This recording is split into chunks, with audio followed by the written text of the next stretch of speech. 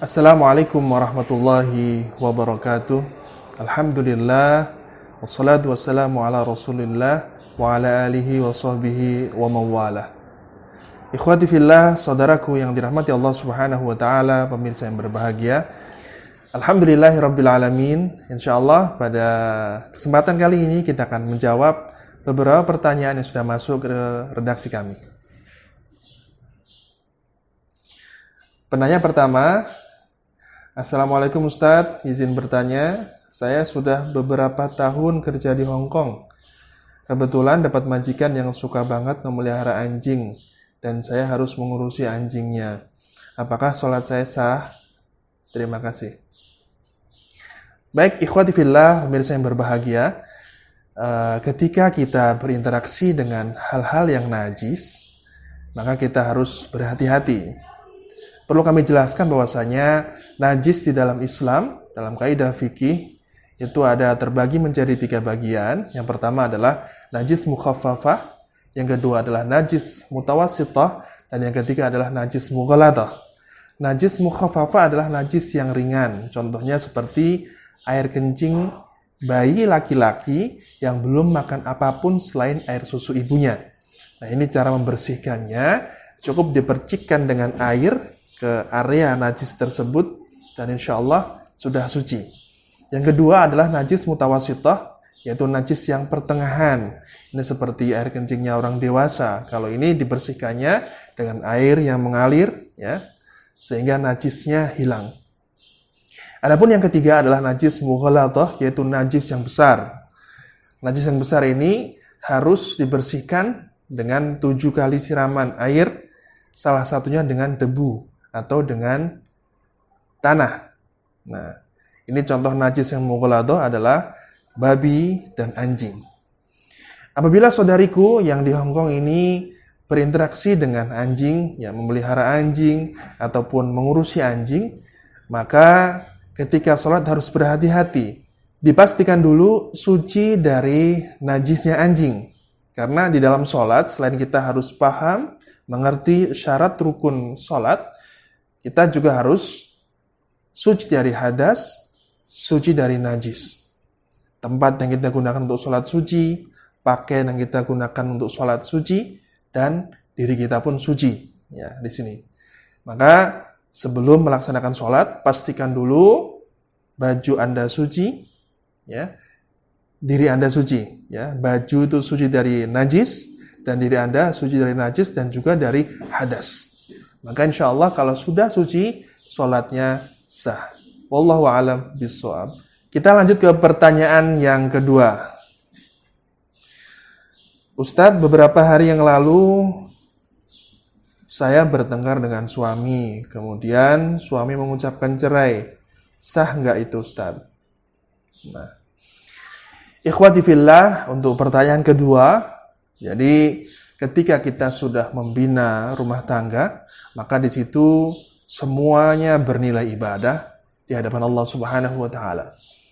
Karena nikah itu adalah syariah Allah Subhanahu wa taala. Maka di dalam berumah tangga jangan sampai kita menggunakan syariah untuk main-main. Allah Subhanahu wa taala berfirman, "Wala tattakhidhu ayatillahi huzwa." Al-ayah, yang artinya jangan kalian jadikan ayat-ayat Allah Subhanahu wa taala itu sebagai mainan.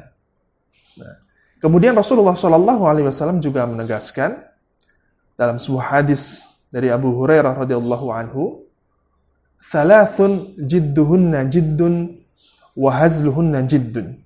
An-nikah wat-talaq war-raj'ah." Atau kama qala Rasulullah sallallahu alaihi wasallam.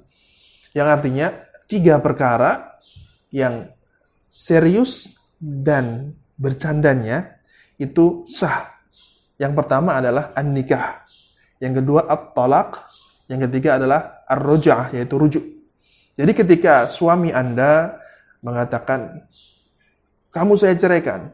Atau mungkin dia bercanda, atau bahkan dia ketika dia tidak sadar, dia mengatakan, kamu saya cerai. Meskipun lewat SMS atau WhatsApp, ya, itu tetap sah. Ya. Makanya jangan sampai kita bermain-main dengan kata tolak, ya, di dalam rumah tangga. Wallahu alam bissawab. Kemudian penanya yang ketiga, saya mu'alaf dan punya anak 2 dari suami yang lama. Kami bercerai karena suami tidak mau masuk Islam. Kedua anak mau belajar Iqra, tetapi belum mau bersyahadat. Bagaimana ini Ustaz? Ikhwati fillah, kalau kita berbicara tentang masalah hidayah, itu adalah haknya Allah Subhanahu wa Ta'ala. Kita sebagai makhluk, sebagai hamba Allah Subhanahu wa Ta'ala, hanya punya kewajiban untuk mendakwahkan, untuk mengajak. Selebihnya hidayah adalah hak Allah Subhanahu wa Ta'ala. Allah Subhanahu wa Ta'ala berfirman, A'udzu billahi minasyaitonir rajim. Bismillahirrahmanirrahim. Innaka la tahdi man ahbabta, walakinallaha yahdi man yasha, wa huwa a'lamu bil muhtadin. Shadaqallahul adzim. Allah Subhanahu wa Ta'ala berfirman yang mana ditujukan kepada Nabi Muhammad sallallahu alaihi wasallam. Innaka la tahdi man ahbabta, yang artinya sesungguhnya engkau wahai Muhammad tidak bisa memberikan hidayah bagi orang yang engkau sayangi. Dan Allah Subhanahu wa Ta'ala memberi hidayah kepada orang yang dikehendaki oleh Allah Subhanahu wa Ta'ala. Dan Allah lebih tahu kepada siapa yang diberikan hidayah. Jadi di sini ibu tidak usah risau, tidak usah galau, tidak usah takut, ya. Ikhtiar terus.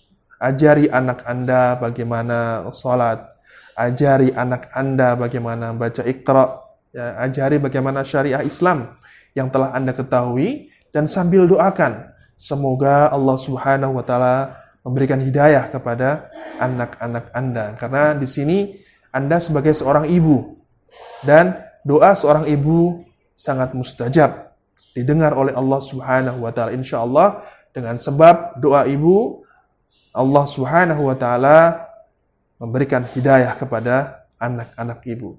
Kita doakan semuanya, semoga Allah memberikan hidayah. Wallahu a'lam bishawab. Alhamdulillah, kita sudah menjawab 3 pertanyaan dari para pemirsa. Dan jika dirasa video ini bermanfaat, maka silahkan subscribe channel kami dan silahkan di-share untuk membagi ilmu, membagi kebaikan. Karena kita pada dasarnya adalah dai-dai Allah Subhanahu wa Ta'ala yang tugasnya adalah mengajak kepada kebaikan. Baik, wallahu a'lam bishawab, wallahul muwaffiq ila aqwamit thoriq. Sampai bertemu di video berikutnya. Wassalamualaikum warahmatullahi wabarakatuh. Video ini didukung oleh marketingsakti.com, solusi kebutuhan rumah syariah tanpa riba.